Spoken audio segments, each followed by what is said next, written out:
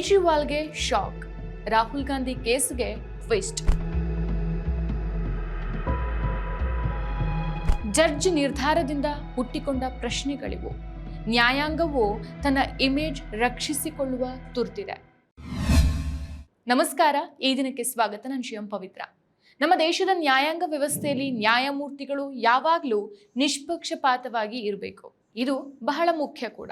ನಿಷ್ಪಕ್ಷಪಾತವಾಗಿರಬೇಕು ಅನ್ನೋದು ಕೇವಲ ಕಾನೂನು ಪುಸ್ತಕದಲ್ಲಿ ಬರೆದಿಡೋದಕ್ಕೆ ಮಾತ್ರ ಇರೋದಲ್ಲ, ಅದು ಬಳಕೆಗೂ ಬರಬೇಕು. ಯಾವುದೇ ರಾಜಕೀಯ ಪಕ್ಷ ಅಥವಾ ಸಾಮಾನ್ಯ ನಾಗರಿಕ ಅಥವಾ ಯಾವುದೇ ನಾಯಕನಿಗೂ ಸಹ ನ್ಯಾಯ ಸಿಗಬೇಕು ಅಂತಂದ್ರೆ ನ್ಯಾಯಮೂರ್ತಿಗಳು ತಮ್ಮ ವೈಯಕ್ತಿಕ ಅಭಿಪ್ರಾಯಗಳಿಂದ, ರಾಜಕೀಯ ಸಂಪರ್ಕಗಳಿಂದ ದೂರ ಇರಬೇಕಾಗತ್ತೆ. ಇತ್ತೀಚೆಗೆ 2 ಪ್ರಕರಣಗಳಲ್ಲಿ ನ್ಯಾಯಮೂರ್ತಿಗಳ ನಿಷ್ಪಕ್ಷಪಾತತೆಯ ಬಗ್ಗೆ ಚರ್ಚೆ ಆಗ್ತಾ ಇದೆ. ಒಂದು ಅರವಿಂದ್ ಕೇಜ್ರಿವಾಲ್ ಅವರ ಮದ್ಯ ನೀತಿ ಪ್ರಕರಣ, ಇನ್ನೊಂದು ರಾಹುಲ್ ಗಾಂಧಿಯರ ದ್ವಿಪೌರತ್ವ ಪ್ರಕರಣ. ಸೊ ಈ ಎರಡನ್ನೂ ಸಹ ಹೋಲಿಸಿ ನೋಡಿದ್ರೆ ನ್ಯಾಯಮೂರ್ತಿಗಳು ನಿಷ್ಪಕ್ಷಪಾತವಾಗಿರೋದು ಯಾಕೆ ಇಷ್ಟು ಮುಖ್ಯ ಅನ್ನೋದು ಸ್ಪಷ್ಟ ಆಗತ್ತೆ. ಮೊದಲು ದೆಹಲಿ ಹೈಕೋರ್ಟ್ ನ್ಯಾಯಮೂರ್ತಿ ಸ್ವರ್ಣಕಾಂತ್ ಶರ್ಮಾ ಅವರ ಪ್ರಕರಣವನ್ನ ನೋಡೋಣ. ಮದ್ಯ ಅಪಕಾರಿ ನೀತಿ ಪ್ರಕರಣದಲ್ಲಿ ಅರವಿಂದ್ ಕೇಜ್ರಿವಾಲ್ ಅವರು ನ್ಯಾಯಮೂರ್ತಿ ಶರ್ಮಾ ಅವರನ್ನ ವಿಚಾರಣೆಯಿಂದ ಹಿಂದೆ ಸರಿಯುವಂತೆ ಅರ್ಜಿಯನ್ನ ಸಲ್ಲಿಸಿದ್ರು. ಸೊ ಅರವಿಂದ್ ಕೇಜ್ರಿವಾಲ್ ಅವರ ಆರೋಪ ಏನಾಗಿತ್ತು?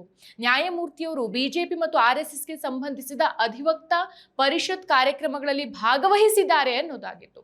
ಹಾಗಾಗಿ ಸ್ವರ್ಣಕಾಂತ್ ಶರ್ಮಾ ಅವರಂತಹ ನ್ಯಾಯಮೂರ್ತಿಗಳಿಂದ ನನಗೆ ನ್ಯಾಯ ಸಿಗೋ ನಿರೀಕ್ಷೆ ಇಲ್ಲ ಅನ್ನೋದು ಕೇಜ್ರಿವಾಲ್ ಅವರ ವಾದವಾಗಿತ್ತು. ಇಷ್ಟೇ ಅಲ್ಲ, ನ್ಯಾಯಮೂರ್ತಿ ಶರ್ಮಾ ಅವರ ಮಗ ಮತ್ತು ಮಗಳು ಇಬ್ರು ಸಹ ದೆಹಲಿ ಹೈಕೋರ್ಟ್, ಸುಪ್ರೀಂ ಕೋರ್ಟ್ ಮುಂದೆ ಕೇಂದ್ರ ಸರ್ಕಾರವನ್ನು ಪ್ರತಿನಿಧಿಸೋ ವಕೀಲರ ಪಟ್ಟಿಯಲ್ಲಿ ಇದ್ದಾರೆ. ಹಾಗಾಗಿ ವಿಚಾರಣೆ ಪ್ರಕ್ರಿಯೆಯಲ್ಲಿ ಪೂರ್ವಾಗ್ರಹದ ಸಕಾರಣ ಶಂಕೆ ಇದ್ದು ನ್ಯಾಯಾಂಗದಲ್ಲಿ ಸಾರ್ವಜನಿಕರ ವಿಶ್ವಾಸಕ್ಕೆ ಕುಂದು ಬರೋ ಸಂಭವ ಕಂಡು ಬಂದಲ್ಲಿ ನ್ಯಾಯಮೂರ್ತಿಯವರು ಅಂಥ ಕೇಸುಗಳ ವಿಚಾರಣೆಯಿಂದ ಹಿಂದೆ ಸರಿಬೇಕಾಗತ್ತೆ ಅಂತ ಹೇಳತ್ತೆ ಕಾನೂನು. ಆದ್ರೆ ದೆಹಲಿ ಹೈಕೋರ್ಟ್ ಈ ಅರ್ಜಿಯನ್ನ ತಿರಸ್ಕರಿಸಿದೆ. ನ್ಯಾಯಮೂರ್ತಿ ಸ್ವರ್ಣಕಾಂತ್ ಶರ್ಮಾ ಅವರು ಸ್ಪಷ್ಟವಾಗಿ ಹೇಳಿದ್ದಾರೆ, ನನ್ನ ಮೇಲೆ ಮಾಡಲಾದಂತಹ ಆರೋಪಗಳಲ್ಲಿ ಯಾವುದೇ ಪುರಾವೆಗಳಿಲ್ಲ. ಸೊ ಕಾರ್ಯಕ್ರಮಗಳು ರಾಜಕೀಯವಾಗಿರಲಿಲ್ಲ, ಕಾನೂನು ವಿಷಯಗಳ ಬಗ್ಗೆ ಮಾತಾಡೋಕೆ ಆಹ್ವಾನಿಸಲಾಗಿತ್ತು. ನಾನು ಈ ವಿಚಾರಣೆಯಿಂದ ಹಿಂದೆ ಸರಿಯೋದಿಲ್ಲ ಅಂತ ಖಡಕ್ ಆಗಿ ಹೇಳಿ ಮುಗಿಸ್ಬಿಟ್ಟಿದ್ದಾರೆ. ಹಾಗವರು ಮುಂದುವರೆದು ಹೇಳ್ತಾರೆ, ನ್ಯಾಯಮೂರ್ತಿಗಳನ್ನ ಬಾರ್ ಅಸೋಸಿಯೇಷನ್ಸ್ಗಳು ಕಾರ್ಯಕ್ರಮಗಳಿಗೆ ಆಹ್ವಾನಿಸುವುದು ಸಾಮಾನ್ಯ, ಅದರಿಂದ ಪಕ್ಷಪಾತ ಮಾಡ್ತೇನೆ ಅಂತ ಅರ್ಥ ಅಲ್ಲ ಅಂತ ಹೇಳಿದ್ರು. ಸೊ RSS ಬಿಜೆಪಿ ಸಾಮೀಪ್ಯ ಈ ಹಿಂದೆ ಇದೇ ಅಬಕಾರಿ ಕೇಸಲ್ಲಿ ಆಪ್ ಗಣ್ಯರಿಗೆ ಜಾಮೀನು ನಿರಾಕರಣೆ, ಬಿಜೆಪಿಯ ಮಾಜಿ ಕೇಂದ್ರ ಮಂತ್ರಿ ಕಲ್ಲಿದ್ದಲು ಹಗರಣದಲ್ಲಿ ಎದುರಿಸಿದ್ದ ಸಜೆಗೆ ತಡೆಯಾಜ್ಞೆ ನೀಡಿಕೆ ಹಾಗೂ ತಮ್ಮ 2 ಮಕ್ಕಳು ಸುಪ್ರೀಂ ಕೋರ್ಟ್ ಮತ್ತು ದೆಹಲಿ ಹೈಕೋರ್ಟ್ ವಕೀಲರ ಕೇಂದ್ರ ಸರ್ಕಾರದ ಪಟ್ಟಿಯಲ್ಲಿರುವಂತಹ ಅಂಶಗಳು ನೈಸರ್ಗಿಕ ನ್ಯಾಯ ಸಿಗೋ ಕುರಿತು ಕಕ್ಷಿದಾರರಲ್ಲಿ ಶಂಕೆ ಹುಟ್ಟಿಸೋದು ಮೇಲ್ನೋಟಕ್ಕೆ ಎದ್ದು ಕಾಣುವಂತಹ ವಾಸ್ತವ. ಸ್ವಾತಂತ್ರ್ಯ ಹೋರಾಟ ಒಂದು ಕಥೆಯಲ್ಲ, ಮರೆಮಾಚಿದ ಹೋರಾಟಗಳ ಅನಾವರಣ. ಭಾರತದ ಸ್ವಾತಂತ್ರ್ಯ, ಕರ್ನಾಟಕದ ಏಕೀಕರಣ ಒಂದೇ ಹೋರಾಟದ 2 ಮುಖಗಳು. ಜೈ ಹಿಂದ್, ಜಯ ಕರ್ನಾಟಕ ವಿಶೇಷಾಂಕ ಈಗಲೇ ಓದಿ ಹಂಚಿಕೊಳ್ಳಿ.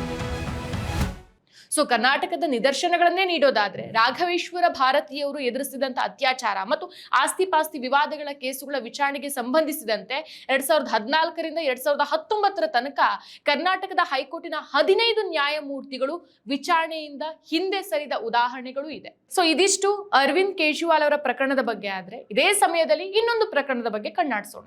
ಇದು ಅಲಹಾಬಾದ್ ಹೈಕೋರ್ಟ್ನ ಲಕ್ನೋ ಪೀಠದಲ್ಲಿ ನಡೆದಂತ ಘಟನೆ. ಇಲ್ಲಿ ನ್ಯಾಯಮೂರ್ತಿ ಸುಭಾಷ್ ವಿದ್ಯಾರ್ಥಿಯವರು ರಾಹುಲ್ ಗಾಂಧಿಯವರ ದ್ವಿಪೌರತ್ವ ಪ್ರಕರಣದ ವಿಚಾರಣೆಯಿಂದ ಹಿಂದೆ ಸರಿದಿದ್ದಾರೆ. ಏಪ್ರಿಲ್ 17ಕ್ಕೆ ಹೊರಡಿಸಿದ್ದ ತಮ್ಮ ಹಿಂದಿನ ಆದೇಶವನ್ನು, ಅಂದ್ರೆ ರಾಹುಲ್ ಗಾಂಧಿ ವಿರುದ್ಧ FIR ದಾಖಲಿಸುವಂತೆ ನೀಡಿದ ಆದೇಶವನ್ನು ಪರಿಷ್ಕರಿಸಿದ ನಂತರ ಈ ನಿರ್ಧಾರ ಬಂದಿದೆ. ಸೊ ನ್ಯಾಯಾಲಯ ಸ್ಪಷ್ಟವಾಗಿ ಅಭಿಪ್ರಾಯಪಟ್ಟಿದೆ, ದೂರುದಾರ ವಿಘ್ನೇಶ್ ಶಿಶಿರ್ ನೀಡಿರುವಂತಹ ಆಕ್ಷೇಪಾರ್ಹ ಹೇಳಿಕೆಯ ಕಾರಣಕ್ಕೆ ನಾನು ಈ ಪ್ರಕರಣದಿಂದ ಹೊರಬರ್ತಿದ್ದೇನೆ ಅಂತ. ಹೌದು, ದ್ವಿಪೌರತ್ವ ಆರೋಪಕ್ಕೆ ಸಂಬಂಧಿಸಿದಂತೆ ಈ ಆಕ್ಷೇಪಾರ್ಹ ಹೇಳಿಕೆಯ FIR ದಾಖಲಿಸುವಂತೆ ಕೋರ್ಟ್ ಆದೇಶ ಕೊಟ್ಟು ಬಳಿಕ ತನ್ನದೇ ಆದೇಶಕ್ಕೆ ತಡೆ ನೀಡಿರೋ ಬಗ್ಗೆ ದೂರುದಾರ ಕರ್ನಾಟಕದ ಬಿಜೆಪಿ ಕಾರ್ಯಕರ್ತ ವಿಘ್ನೇಶ್ ಶಿಶಿರ್ ಅವರು ನೀಡಿರುವಂತಹ ಹೇಳಿಕೆಯನ್ನ ನ್ಯಾಯಮೂರ್ತಿ ಸುಭಾಷ್ ಅವರು ಬಲವಾಗಿ ಖಂಡಿಸಿದ್ದಾರೆ. ಇದು ನ್ಯಾಯಸಮ್ಮತವಲ್ಲದ ಮತ್ತು ಸ್ವೀಕಾರಾರ್ಹವಲ್ಲದ ವರ್ತನೆ ಅಂತ ಅಸಮಾಧಾನ ವ್ಯಕ್ತಪಡಿಸಿದ್ದಾರೆ. ಹಾಗೇನೆ ಪ್ರಕರಣದ ವಿಚಾರಣೆಗೆ ಹೊಸ ಪೀಠವನ್ನ ರಚಿಸುವಂತೆ ಅಲಹಾಬಾದ್ ಹೈಕೋರ್ಟ್ ಮುಖ್ಯ ನ್ಯಾಯಮೂರ್ತಿಗಳಿಗೆ ಮನವಿ ಮಾಡಿರುವಂತಹ ಸುಭಾಷ್ ಅವರು ದೂರುದಾರರು ತನ್ನನ್ನ ರಾಜಕೀಯ ಲಾಭಕ್ಕಾಗಿ ಬಳಸಿಕೊಂಡಿದ್ರು ಅಂತ ಆರೋಪಿಸಿದ್ದಾರೆ. ಇನ್ನು ಏಪ್ರಿಲ್ 20ಕ್ಕೆ ವಿಚಾರಣೆ ನಿಗದಿಯಾಗಿತ್ತು, ಆದ್ರೆ ನ್ಯಾಯಮೂರ್ತಿ ಸುಭಾಷ್ ವಿದ್ಯಾರ್ಥಿಯವರು ಸ್ವಯಂ ನಿರ್ಧಾರವನ್ನು ತೆಗೆದುಕೊಂಡು ಹಿಂದೆ ಸರಿದ್ದಾರೆ. ಸೊ ಆರೋಪ ಬಂದ ನಂತರ ಅಥವಾ ಸಂದೇಹ ಸೃಷ್ಟಿಯಾದ ನಂತರ ಅವರು ಈ ವಿಚಾರಣೆಯಿಂದ ದೂರ ಆಗಿದ್ದು. ಸೊ ಈಗ ಈ ಎರಡೂ ಪ್ರಕರಣಗಳನ್ನ ಹೋಲಿಸಿ ನೋಡೋಣ. ಮೊದಲ ಪ್ರಕರಣದಲ್ಲಿ ನ್ಯಾಯಮೂರ್ತಿ ಶರ್ಮಾ ಅವರು ಆರೋಪಗಳನ್ನು ತಿರಸ್ಕರಿಸಿ ವಿಚಾರಣೆ ಮುಂದುವರಿಸೋಕೆ ನಿರ್ಧಾರ ಮಾಡಿದ್ರು. ಸೊ ಅವರ ಪ್ರಕಾರ ಆರೋಪಗಳಿಗೆ ಪುರಾವೆ ಇಲ್ಲ, ಜೊತೆಗೆ ಕಾರ್ಯಕ್ರಮ ಕಾನೂನು ಸಂಬಂಧಿ ಅನ್ನೋದಾಗಿತ್ತು. ಇನ್ನು ಎರಡನೇ ಪ್ರಕರಣದಲ್ಲಿ ನ್ಯಾಯಮೂರ್ತಿ ವಿದ್ಯಾರ್ಥಿಯವರು ಆಕ್ಷೇಪಾರ್ಹ ಹೇಳಿಕೆ ಕಾರಣಕ್ಕೆ ಸ್ವಯಂ ನಿರ್ಧಾರವನ್ನು ತೆಗೆದುಕೊಂಡು ತಮಗ್ ತಾವೇ ಸರಿ ಅನಿಸ್ತು ಅಂತ ಅನ್ಕೊಂಡು ಹಿಂದೆ ಸರಿತಾರೆ. ಇಲ್ಲಿ ಯಾವುದೇ ದೊಡ್ಡ ಆರೋಪ ಬಂದಿಲ್ಲ, ಆದ್ರೆ ಒಂದು ಸಂದೇಹ ತಪ್ಪಿಸೋಕೆ ನ್ಯಾಯಮೂರ್ತಿಯವರು ಈ ನಿರ್ಧಾರವನ್ನ ತೆಗೆದುಕೊಂಡಿದ್ದಾಗಿತ್ತು.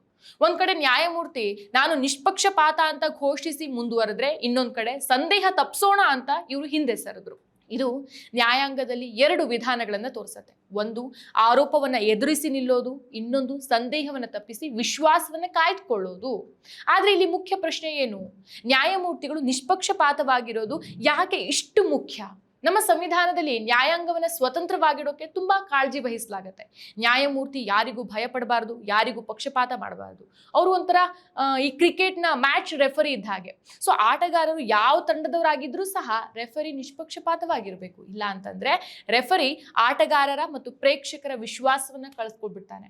ಅದೇ ರೀತಿ ನ್ಯಾಯಾಲಯದಲ್ಲಿ ಪಕ್ಷಪಾತ ಇದೆ ಅಂತ ಜನರಿಗೆ ಒಂದು ಸಲ ಅನ್ಸಿದ್ರು ಸಾಕು, ಜನ ಕಾನೂನು ಮೇಲಿನ ವಿಶ್ವಾಸವನ್ನ ಕಳ್ಕೊಳ್ತಾರೆ. ದೊಡ್ಡ ದೊಡ್ಡ ನಾಯಕರು ಹೆಂಗೋ ಕೇಸ್ಗಳನ್ನ ಗೆದ್ದು ಬಿಡ್ತಾರೆ ಅನ್ನೋದು ಜನಸಾಮಾನ್ಯರಲ್ಲಿ ಬಂದೋಗ್ಬಿಡುತ್ತೆ. ಇದು ದೇಶದ ಜನತಾ ಪ್ರಭುತ್ವಕ್ಕೂ ದೊಡ್ಡ ಹೊಡೆತ. ಫಾರ್ ಎಕ್ಸಾಂಪಲ್, ಕೇಜ್ರಿವಾಲ್ ಪ್ರಕರಣದಲ್ಲಿ ಆರೋಪ ಬಂದಾಗ ನ್ಯಾಯಮೂರ್ತಿಯವರು ತಮ್ಮ ನಿಲುವನ್ನು ಸ್ಪಷ್ಟಪಡಿಸಿದ್ರು. ಆದ್ರೆ ಜನರ ಮನಸ್ಸಲ್ಲಿ ಏನಿದೆ? ನ್ಯಾಯಮೂರ್ತಿಯವರ ವಿರುದ್ಧ ಆರೋಪ ಬಂದಿದೆಯಲ್ಲ ಅನ್ನೋ ಸಂದೇಶ, ಅನ್ನೋ ಅನುಮಾನ ಹಾಗೆ ಉಳ್ಕೊಂಡ್ಬಿಟ್ಟಿದೆ. ಅದೇ ರೀತಿ ರಾಹುಲ್ ಗಾಂಧಿ ಪ್ರಕರಣದಲ್ಲಿ ನ್ಯಾಯಮೂರ್ತಿ ಹಿಂದೆ ಸರಿದದ್ದು ಸರಿ. ಯಾಕಂದ್ರೆ ಸಣ್ಣ ಸಂದೇಹನೂ ಸಹ ನ್ಯಾಯದ ಮೇಲೆ ಖರಿಚಾಯೆಯನ್ನ ಬೀಳಿಸ್ಬಿಡುತ್ತೆ. ಅದಕ್ಕೆ ಹಾಗಾದ್ರೆ ನ್ಯಾಯಮೂರ್ತಿಗಳು ತಮ್ಮ ಜೀವನದಲ್ಲಿ ರಾಜಕೀಯ ಕಾರ್ಯಕ್ರಮಗಳಲ್ಲಿ ಭಾಗವಹಿಸೋದು ಸರಿನಾ? ಕಾನೂನು ವಿಷಯಗಳ ಬಗ್ಗೆ ಮಾತಾಡೋದು ತಪ್ಪಲ್ಲ, ಅದು ರಾಜಕೀಯ ರಂಗಕ್ಕೆ ಹೋಗದಂತೆ ನಾವು ನೋಡ್ಕೊಳ್ಬೇಕಷ್ಟೇ.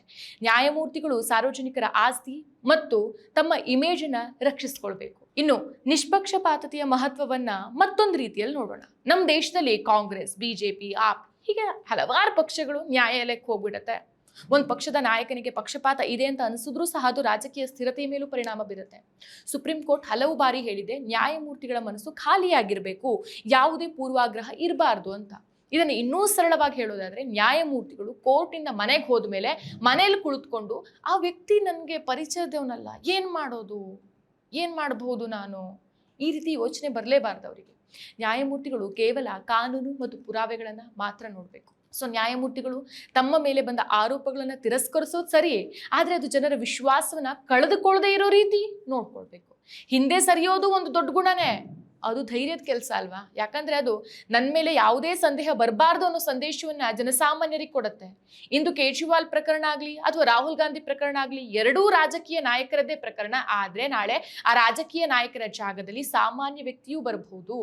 ಇನ್ನು ಸ್ವಲ್ಪ ಆಳಕ್ಕೆ ಹೋಗೋದಾದ್ರೆ, ನ್ಯಾಯಮೂರ್ತಿಗಳು ತಮ್ಮ ವೈಯಕ್ತಿಕ ಜೀವನದಲ್ಲಿ ಏನ್ ಮಾಡ್ತಾರೆ ಅನ್ನೋದು ಅವರ ವೃತ್ತಿಗೆ ಸಂಬಂಧಿಸಿದ್ದು, ಆದ್ರೆ ಅದು ನ್ಯಾಯದ ಮೇಲೆ ಪ್ರಭಾವ ಬೀರಬಾರ್ದು ಅಷ್ಟೇ. ಫಾರ್ ಎಕ್ಸಾಂಪಲ್, ನ್ಯಾಯಮೂರ್ತಿ ಯಾವುದೇ ಸಂಘಟನೆ ಕಾರ್ಯಕ್ರಮಕ್ಕೆ ಹೋಗೋದಕ್ಕೂ ಮೊದಲು ತನ್ನ ಸ್ಥಾನದ ಬಗ್ಗೆ ಯೋಚಿಸಬೇಕು. ಆ ಕಾರ್ಯಕ್ರಮ ಒಂದಕ್ಕೆ ಹೋದ್ರೆ ಅದು ರಾಜಕೀಯ ಬಣ್ಣ ಬಳದ್ರೆ ಏನಾಗಬಹುದು ಅನ್ನೋದನ್ನು ಯೋಚಿಸಬೇಕು. ಇನ್ನು ಜಡ್ಜಸ್ ಅಸೋಸಿಯೇಷನ್ ಕೂಡ ಇಂಥ ವಿಷಯಗಳಲ್ಲಿ ಮಾರ್ಗಸೂಚಿ ಕೊಡಬೇಕು. ಯಾಕಂದ್ರೆ ಜನ ನ್ಯಾಯಾಲಯವನ್ನ ಕೊನೆಯ ಆಶ್ರಯ ಅಂತ ನಂಬ್ತಾರೆ, ಆ ನಂಬಿಕೆ ಉಳಿಬೇಕಲ್ವಾ? ಹಾಗಾಗಿ ನ್ಯಾಯಮೂರ್ತಿಗಳು ನಿಷ್ಪಕ್ಷಪಾತವಾಗಿರೋದು ರಾಜಕೀಯ ಪಕ್ಷಗಳಿಗೆ ಮಾತ್ರ ಅಲ್ಲ, ಎಲ್ಲಾ ನಾಗರಿಕರಿಗೂ ಮುಖ್ಯ. ಸೊ ನ್ಯಾಯಾಂಗವೂ ಸಹ ತನ್ನ ಇಮೇಜನ್ನ ರಕ್ಷಿಸಿಕೊಳ್ಳೋ ತುರ್ತಿದೆ.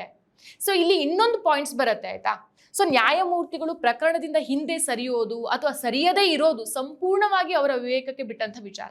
ಯಾವುದೇ ಪ್ರಕರಣದಲ್ಲಿ ತಮ್ಮ ನಿಷ್ಪಕ್ಷಪಾತತೆಯ ಮೇಲೆ ಒಂದು ಸಣ್ಣ ಅನುಮಾನ ಮೂಡಬಹುದು ಅನ್ನೋ ಭಾವನೆ ಬಂದಿದ್ದೇ ಆದ್ರೆ ಅವರು ಸ್ವಯಂ ನಿರ್ಧಾರವನ್ನ ತೆಗೆದುಕೊಳ್ಬೇಕು. ಇದನ್ನ ಕಾನೂನಿನಲ್ಲಿ ರಿಕ್ಯೂಸಲ್ ಅಂತ ಕರೀತಾರೆ. ಸೊ ಇಲ್ಲಿ ಕಾನೂನುಬದ್ಧ ಬಾಧ್ಯತೆಗಿಂತ ಹೆಚ್ಚಾಗಿ ನೈತಿಕ ಜವಾಬ್ದಾರಿಯೂ ಕಾಣಿಸುತ್ತೆ. ನ್ಯಾಯದ ಮೇಲೆ ಜನರ ವಿಶ್ವಾಸ ಉಳಿಸ್ಕೊಳ್ಳೋದು ಅತ್ಯಂತ ಮುಖ್ಯ ಆಗಿರೋದ್ರಿಂದ ನ್ಯಾಯಮೂರ್ತಿಗಳು ಈ ರೀತಿ ನಿರ್ಧಾರಗಳನ್ನು ತೆಗೆದುಕೊಳ್ಳುವಲ್ಲಿ ಅತ್ಯಂತ ಸಂವೇದನಾಶೀಲವಾಗಿ ನಡೆದುಕೊಳ್ಬೇಕು. ಮತ್ತಷ್ಟು ವಿಶೇಷ ವಿಡಿಯೋಗಳನ್ನು ನೋಡಲು ಮತ್ತು ಹೊಸ ವಿಡಿಯೋಗಳ ಬಗ್ಗೆ ತಿಳಿಯಲು ಈ ದಿನ .com ಯೂಟ್ಯೂಬ್ ಚಾನೆಲ್ ಸಬ್ಸ್ಕ್ರೈಬ್ ಮಾಡಿ ಮತ್ತು ಬೆಲ್ ಐಕಾನ್ ಕ್ಲಿಕ್ ಮಾಡಿ.